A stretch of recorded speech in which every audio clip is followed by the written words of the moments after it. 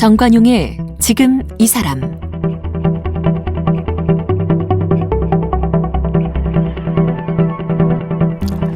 여러분 안녕하십니까? 정관용입니다. 이 재심 청구, 이게 법원에서 받아들여지기도 참 어렵고요. 재심을 통해서 판결이 뒤집히는 경우는 더더욱 희박하답니다.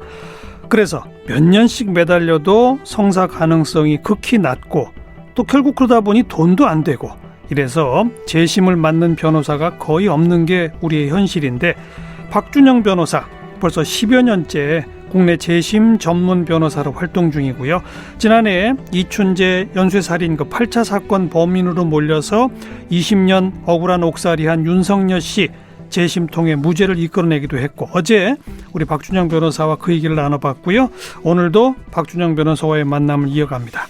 어떻게 해서 재심 전문 변호사가 됐는지 궁금증을 한번 풀어보죠. 어쩌다가 이 길로 접어들었는지 그동안 여러 번 얘기했죠, 사실. 네, 사실 굉장히 많이 받았던 질문인데요. 저는 전혀 생각하지 않은 어쩌다 보니까 여기까지 오게 된 거고요. 사건이 저를 이렇게 만들었다고 생각합니다.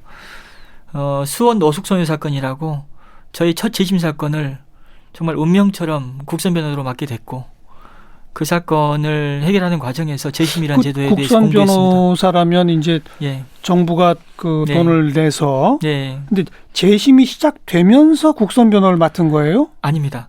그러면. 수원 사건이 좀 특이했습니다. 특이했다는 게 어떻다는 거예요?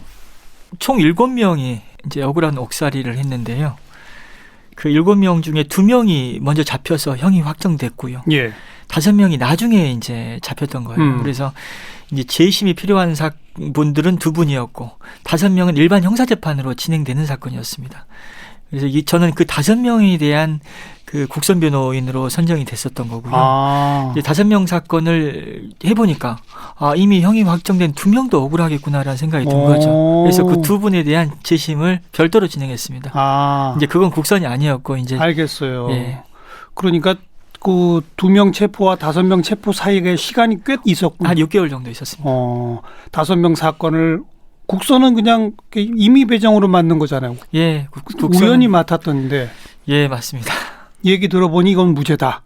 이제 처음에는 무죄인 줄 몰랐죠. 하다 보니까 이 아이들도 무죄고 이미 형이 확정된 사람들도 억울하구나, 그런 생각이 들었습니다. 그래서 재심 청구로부터 들어가기 시작한 거군요.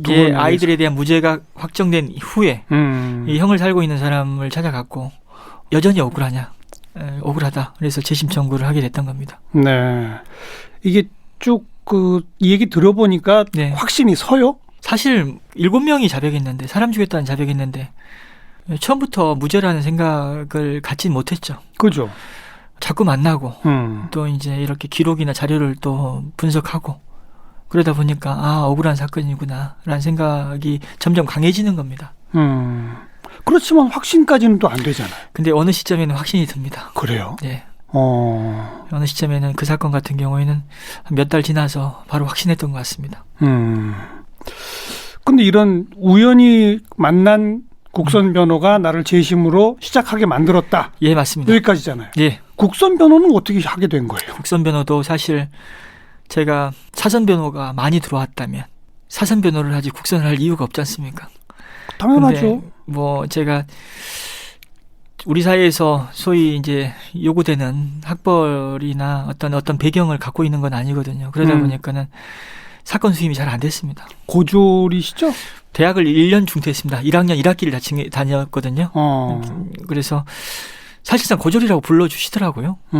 그리고 또 전라남도 완도 출신이거든요. 그래서 섬춘 출신이다 보니까는 또 인맥 별로 없고요. 그러다 보니 저한테 사건이 잘 안 들어왔습니다.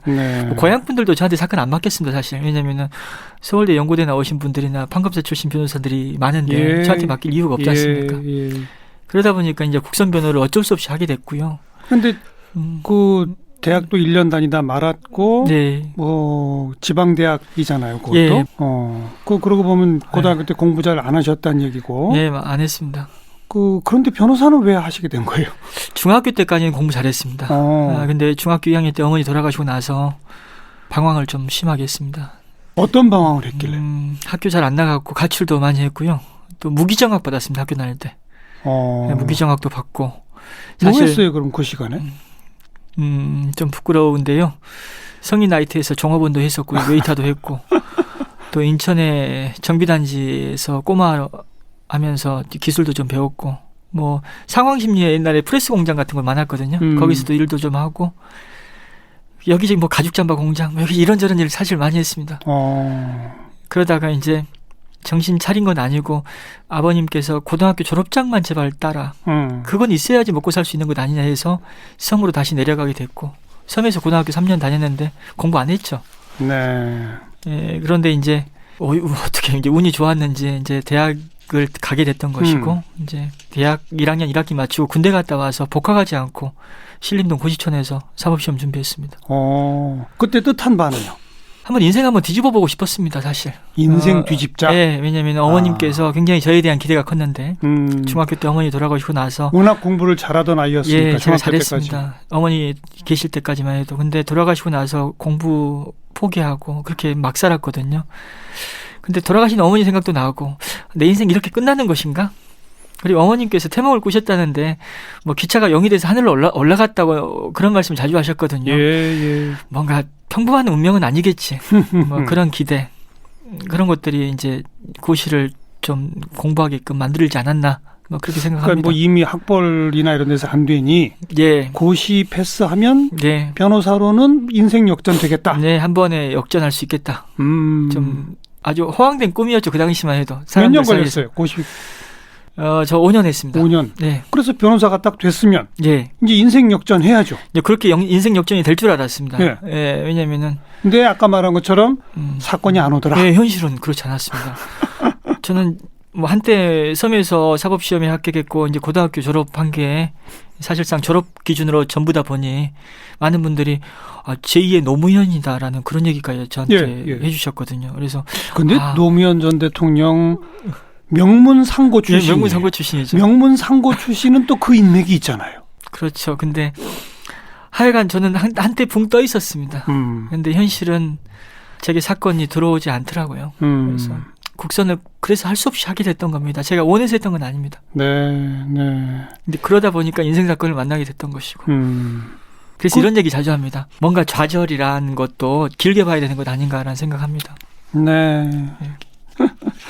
그렇게 해서 우연히 만난 그 사건 재심까지 해서 끝내는데 몇 년 걸렸어요? 처음 시작할 때만 해도 1, 2년이면 끝날 줄 알았는데 최종적으로 총 7명이 다 재심을 통해서 무죄 받기까지는 한 5년 이상 걸렸던 것 같습니다. 2013년에 끝났으니까요. 근데 5년 동안 이 일만 했던 건 아니고요.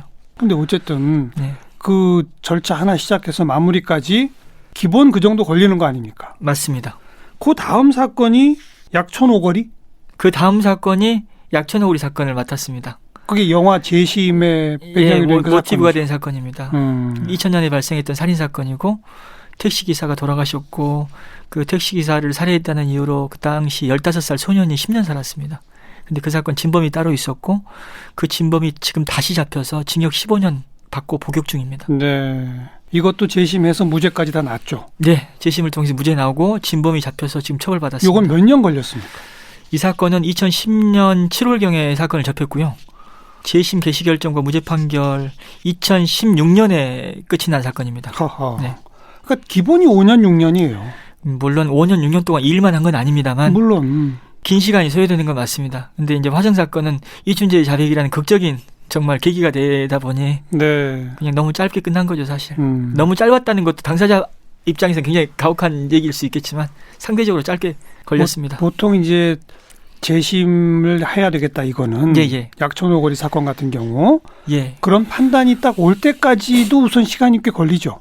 근데 억울하다는 얘기를 듣고 들어서 그런 판단은 좀 빨리 내리는 편입니다, 사실. 왜냐하면은 어떻게 억울하다는 걸 그렇게 성급하게 너무 짧지 않냐 그 판단이 그렇게 비판하시는 분들도 계시는데 억울하다라고 오랫동안 일관되게 주장해 왔다는 사실이 상당히 중요하거든요. 그리고 또 그런 억울함을 주장하는 과정에서 함께한 사람들이 있다. 언론이 있었다. 이 사실도 굉장히 의미가 있거든요. 그래서 그런 사실의 힘에 저는 의미 부여를 많이 하는 편입니다, 사실. 그리고 만나서 얘기를 들어보면 또 때로는 어떤 의심되는 지점을 막 추궁하듯이 묻기도 하거든요. 그래야 되겠죠. 예. 그렇게 서로 대화를 주고 받다 보면 정말 억울하구나라는 생각이 듭니다. 네. 그러나 이미 경찰, 검찰 재판 과정에 유죄 확정까지 나올 만큼 저쪽은 어마어마한 자료를 갖고 있잖아요. 근데 또 그 기록을 보면 참 증거조사나 이런 것들이 너무나 형식적이었구나. 허술해요. 허술하고 허점이 많이 보입니다. 허점이. 그래서 이런 생각 해봐요. 과학이 갈수록 발달되듯이 증거의 수집이나 증거 조사, 사실 심리의 어떤 능력도 점점 발달되어 온 것 같다는 생각이 듭니다. 그러니까 십수년 전, 20-30년 전에 어떤 검사 판사의 어떤 수사와 재판이라는 것이 지금의 어떤 잣대로 놓고 본다면은 허술했다. 정말 허술했을 수 있습니다. 그런 사건들이 있습니다. 네. 대충 넘어갔을 수도 있어요. 그랬을 수도 있습니다. 그 어떤 권위에 의해서 사람을 또 함부로 판단했을 수 있다. 그리고 이렇게 허위자백이라는 게 있을 수 있다라는 사실도 그때는 몰랐거든요. 아무리 뭐 때리고 했다 하더라도 사람 죽였다는 자백을 어떻게 쉽게 할 수 있냐라는 어떤 경험해보지 못했기 때문에 그렇게 판단했을 수도 있습니다. 어제도 우리 그런 얘기 잠깐 나눴습니다만 또 대체로 그런 분들이 뭐 학력이 낮고 지체장애나 정신장애도 약간씩 있고 뭐 이런 분들의 경우 그런 분들의 경우 그냥 자백을 했고 제대로 자기 변호도 못하고 그러니 검사도 판사도 그냥 대충 넘어가 버리는 거 아닐까 몰라요. 그런 생각도 하는 것 같아요. 그러니까 처음부터 범인이 아닌데 범인으로 몰아갔다라기보다는 어느 시점에는 의심을 할 수 있는데 이것도 네 운명이야. 네가 이미 자백해 왔잖아. 자백이 뭐 어떤 강압수사에 의한 것이다라는 걸 너가 지금 입증 못하고 있잖아. 그냥 거기 들어가서 사는 것도 그건 나쁘지 않을 것 같아. 뭐 그런 생각을 하면서 밖에서 힘들게 사느니 그런 생각을 하면서 그냥 어쩔 수 없다라고 그냥 사건을 그렇게 규정짓고 그렇게 형식적인 판단을 했을 수도 있다고 생각합니다. 저도 사실 때로는 변호를 하는 과정에서 저의 어떤 잘못이나 이런 것들을 느끼거든요. 그럴 때는 그걸 합리화하려고 예를 쓴단 말입니다. 그런데 검사 판사 그러지 않았겠어요. 그러네요. 그런데 이제 이걸 뒤집으려면 어쨌든 뭐 주변 사람들의 도움도 있고 아까 뭐 언론도 그동안 자료 축적해온 게 있으면 그런 것도 도움 받으나 어쨌든 사건의 실체를 변호사가 규명해내야 되는 거 아닙니까? 이 사람은 범행을 저지르지 않았다는 실체를. 변호사와 또 함께하는 사람들이. 그게 어렵죠? 사실 쉽지는 않습니다만 지금까지는 참 많은 분들의 도움이 있었습니다. 언론, 시사 프로그램의 관계자분들, 작가나 PD분들이 많이 도와주셨고 또 많은 분들, 용기 내어서 증언해 주신 분들이 있었고 뭐 여러 도움이 있었습니다. 근데 이제 뭐 제가 변호인이다 보니까 제 어떤 활동이 많이 부각된 부분이 있죠. 수원 그 노숙소녀 살인 사건으로 우연히 시작되고 그다음 약촌오거리 사건. 그다음은 또 뭐였죠? 삼례 나라 슈퍼 사건이라고요. 삼례 나라 슈퍼. 마찬가지로 진범이 따로 있는 사건인데 지적 장애가 있던 분들 약자 3분이 억울하게 누명을 썼고 진범이 또 3사람이 따로 있었던 사건인데 그 사건은 진범이 나타나가지고 내가 진범 맞다. 그리고 고백한 사건이기도 합니다. 이것도 다 재심에서 끝났죠. 무죄 받았습니다. 그리고 이제 지난해 윤석열 씨 사건까지 화성 8차까지 4건 승소가 끝난 거네요. 무죄가 끝난 겁니다. 근데 그 첫 번째 우연히 만난 사건 이후의 사건들은 어떻게 하게 된 거예요? 이제 하나가 유명해지니까 자꾸 찾아온 거예요? 그렇게 들어온 겁니다. 수원 사건의 대법원 판결 선고일 다음 날 신문 기사를 보고 저를 찾아왔던 저에게 연락을 주셨던 기자분이 약촌오거리 사건을 소개시켜줬고요. 약촌오거리 사건을 재심 준비하는 과정에서 자료를 수집하는 과정에서 삼례 나라 슈퍼 사건을 알게 됐던 것이고 또 화성 사건 같은 경우도 어찌 보면은 저의 어떤 지난 어떤 재심 활동을 보고 기자분들을 통해서 연결이 됐던 것이고 그렇게 다 거기서 이제 딱 그 두 번째 그러니까 수원 사건 대법 판결 난 그 다음 날 찾아온 약촌오거리 이거를 맡은 게 사실은 문제예요. 왜요? 그 앞에 수원 사건 하는데 5년 걸렸잖아요, 사실. 예. 그리고 근데, 돈 안 됐잖아요. 근데 저 사람들이 근데 오해하시는. 그 두 번째 그 다음날 찾아온 걸 왜 맡았어요? 사람들이 많이 오해하세요. 박 변호사 돈 안 받고 너무 희생하는 것 아니냐라고 하시는데요. 전혀 그렇지 않습니다. 저도 돈 좋아하고 돈 맛있는 음식 먹는 거, 고급 음식 먹는 거 좋아하고요. 편하게 살고 싶고 다 똑같습니다. 예. 다만 정의가 돈이 된다라고 저는 봤습니다. 무슨 얘기냐면은 많은 분들이 이런 일을 하는 사람들이 어렵게 산다라고 하지만 저는 사건을 통해서 결과를 내는 직업이거든요. 예. 그게 또 기사를 통해서 알려지면 예.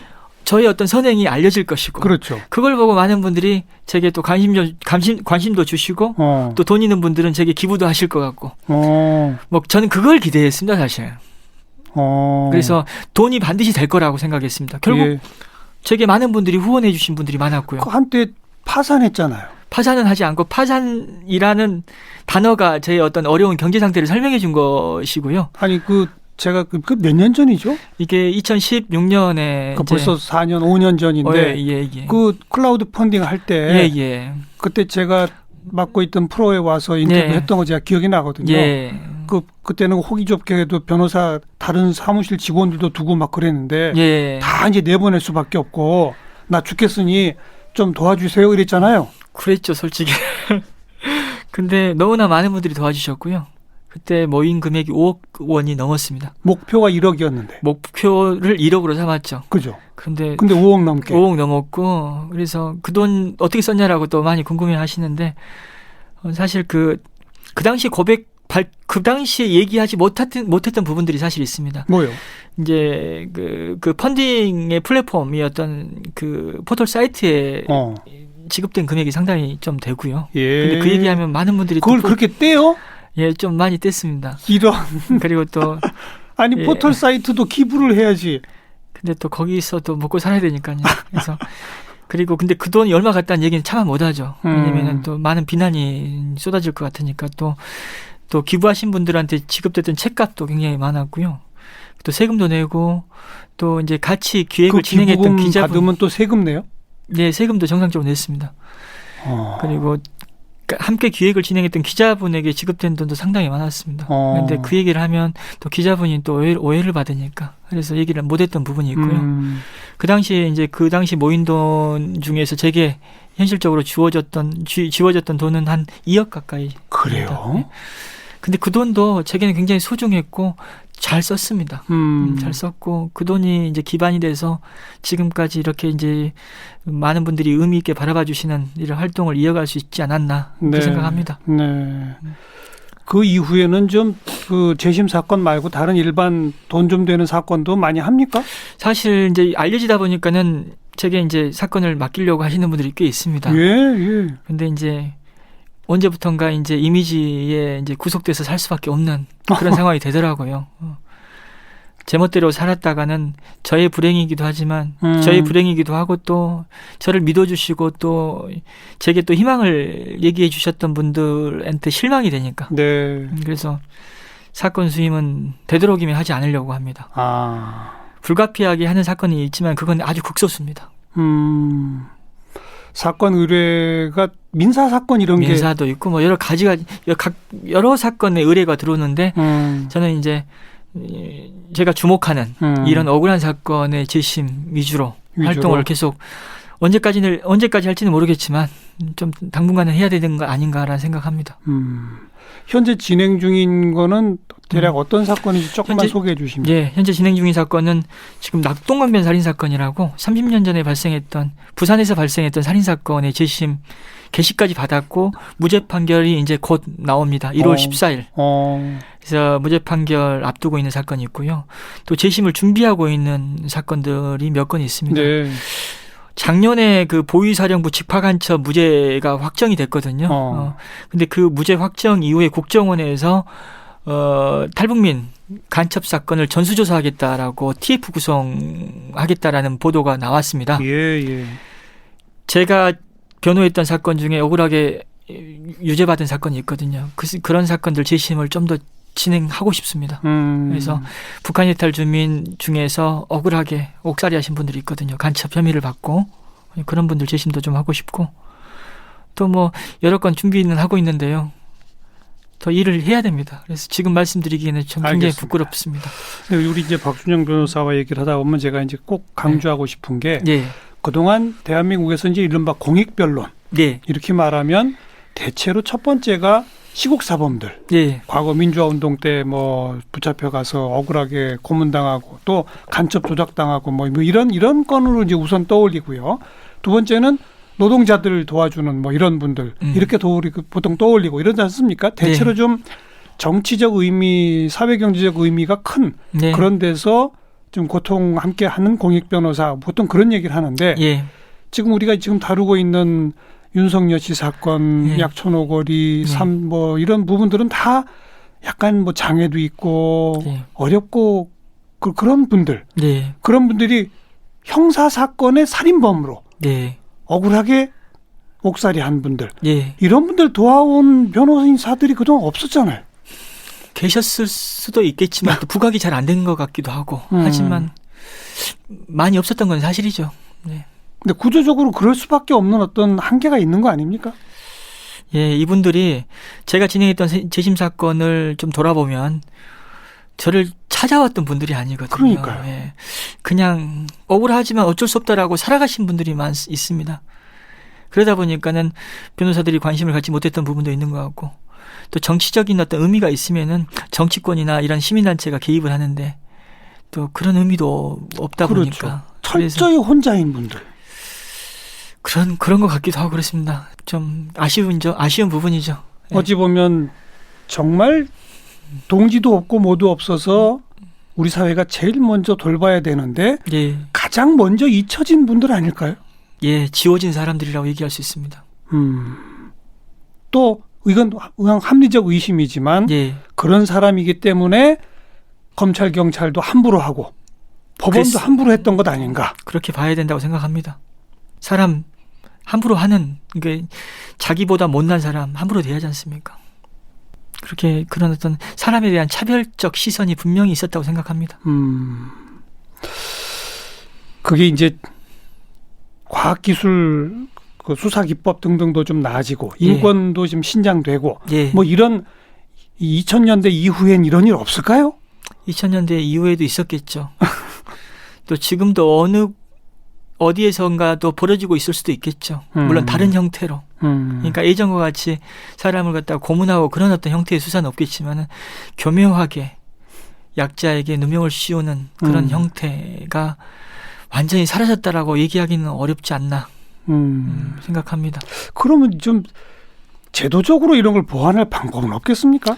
우리 박준영 교사처럼 뭐 그냥 몇몇 뜻있는 사람들이 개별적으로 도와주는 게 아니라 제도적인 보완도 물론 중요하지만 저는 법과 제도는 분명히 한계가 있다고 생각합니다. 의미 있는 제도는 이미 있었거든요. 결국 사람의 문제가 아닌가 싶어요.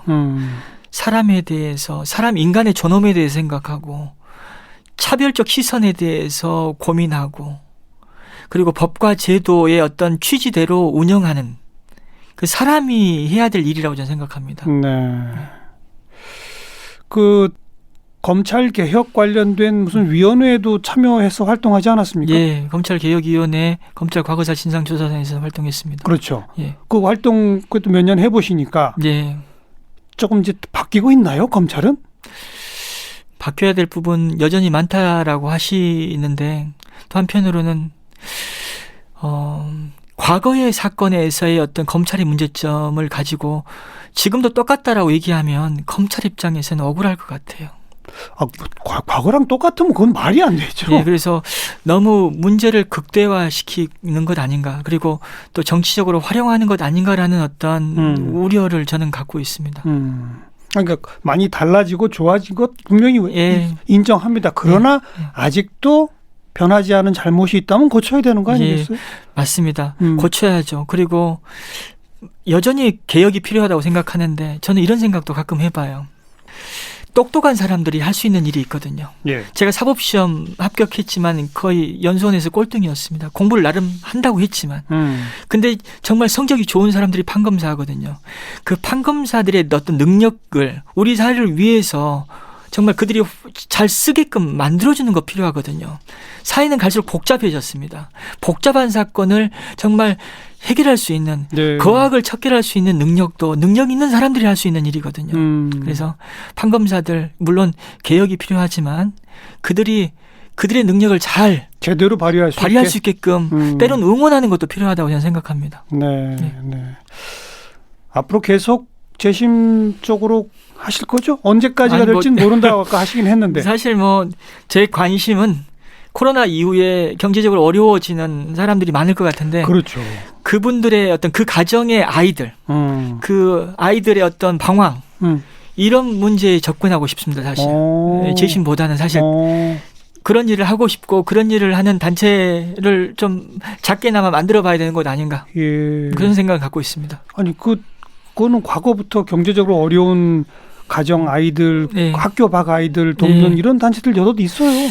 근데 현실적으로 이렇게 그 아이들이 저지르는 어떤 사건을 돕는 그런 단체는 많이 부족합니다. 그러니까 예. 그냥 학교 밖 아이들 이 정도가 아니라 예. 거기서 범죄자까지 돼버린. 예.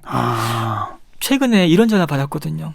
너무 경제적으로 힘든 것도 슬픈데 아이까지 방황하니까 어쩔 줄 모르겠다라는 거죠. 그래서 그 아이들을 우리가 보살펴야 되는 것 아닌가. 예. 그래서 그런 일을 좀 해보고 싶습니다, 사실. 청소년 범죄, 예. 상담 지원 이런? 예, 상담 지원 그리고 때는 법원의 재판까지도. 예. 그렇군요. 범죄자이긴 하지만 아이들이기 때문에 우리가 얼마든지 보듬어 줄 수 있거든요. 예. 또 그 아이들의 방황을 그 아이들의 문제로만 볼 수는 없거든요. 네. 가정과 사회의 문제가 결합되어 있다 보니까. 네. 그 소년 재판 전담해서 천종호 판사, 호통 판사 있잖아요. 예, 맞습니다. 그분하고 어떻게 손잡고 같이. 네, 우리 천 판사님이 하시는 일을 밖에서 좀 돕고 싶다. 그런 어떤 걸로 알아주셨으면 좋겠습니다. 네, 활동 영역을 점점 넓혀가시네. 근데 재심을 접고 가야 되는 것 아닌가? 제 역량에 맞는 일만 하고 싶습니다, 사실. 너무 넓히고 싶은 생각은 없습니다. 알겠습니다. 앞으로도 아무튼 의미 있고 예. 또 우리 사회에 꼭 필요한 일들 예. 해주시기 부탁을 드릴게요. 감사합니다. 네. 지켜봐 주십시오. 그렇다고 생계를 절대 소홀히 하시면 안 됩니다. 예, 강의가 많이 들어오면 상관없습니다. 강연. 예. 근데 코로나 때문에 요새 강연도 그러니까요. 많이 답답합니다, 사실. 박준영 변호사 함께 만났습니다. 고맙습니다. 감사합니다.